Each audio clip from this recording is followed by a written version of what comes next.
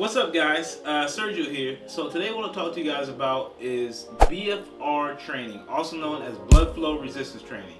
BFR training is something that has become pretty popular as of late, but it's actually been around for quite some time. BFR training was developed by a Dr. Yoshiaki Sato in 1966. He's the one who developed the whole training method and kind of its discovery.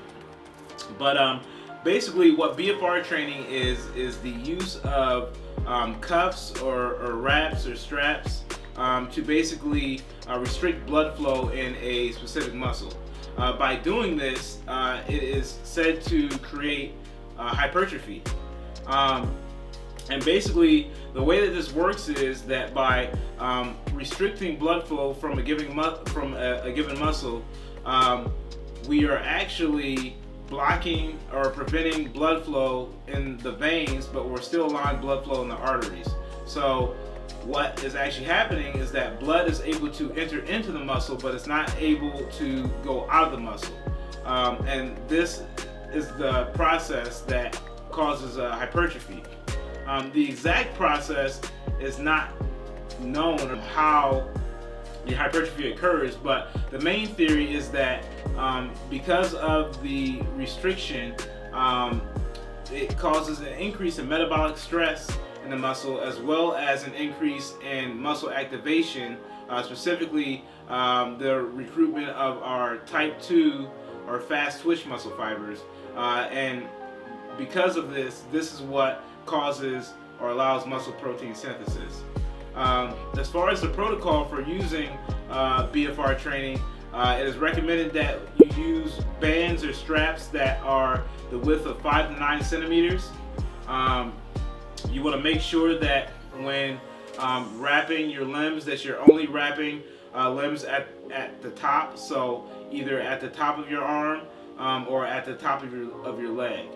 When wrapping your limbs, also you want to make sure that you are wrapping them in a layered manner rather than in a spiral manner, because this is going to decrease the likelihood that you cut off complete circulation of a limb, and you don't want that because you're not going to get any benefits at all.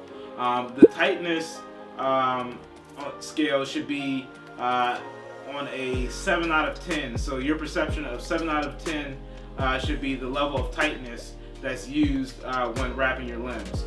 BFR training can be used when for walking, cycling, or resistance training.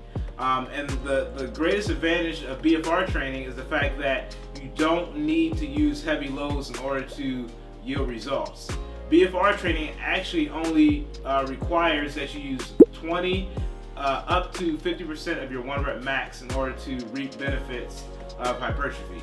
So when doing BFR training for an exercise, you want to do approximately 4 sets, a total of 30 reps in each set, and you want to have 30 seconds rest in between. So on your first set, you're going to do 30 reps, and then each set after that, you're going to do as many reps as possible, up to 30 repetitions, and then you're going to have 30 seconds in between. As far as frequency, BFR training can be done 2 to 3 times per week. And because of the light loads that are required for BFR training, recovery time is relatively fast.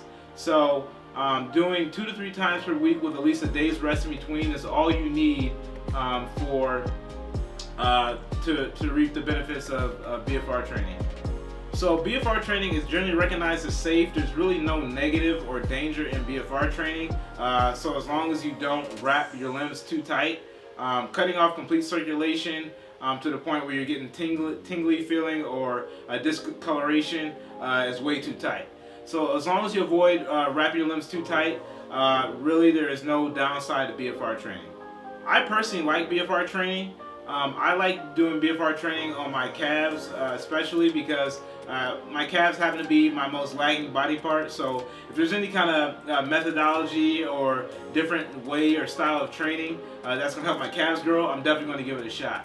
But after doing more research on BFR training, I'm definitely a lot more interested in maybe doing it on some other muscle groups, such as like my chest, my hamstrings, my biceps.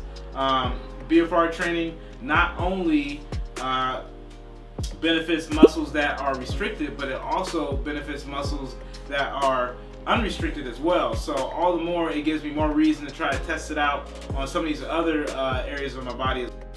Like I said before, as far as the research on BFR training, it's definitely promising. It definitely shows that you can have an increase in muscle size. BFR training has also been shown to be pretty effective for those in a rehab situations, because those, usually when you're in rehab, you might not be able to use significantly heavy loads like you would if you were healthy, but doing BFR training helps to still get benefits. I will leave a link in the description box below to all the articles that I use to do research on BFR training, but I definitely recommend you guys try it out, see if it works for you. I think that there's a lot of benefit in BFR training, and I think a lot of good things are going to continue to come out of using it. So definitely give it a shot, and let me know what you guys think. So if you guys did like the video, please give it a thumbs up. If you guys have not subscribed to my channel yet, please go ahead and subscribe, and I will see you guys next time.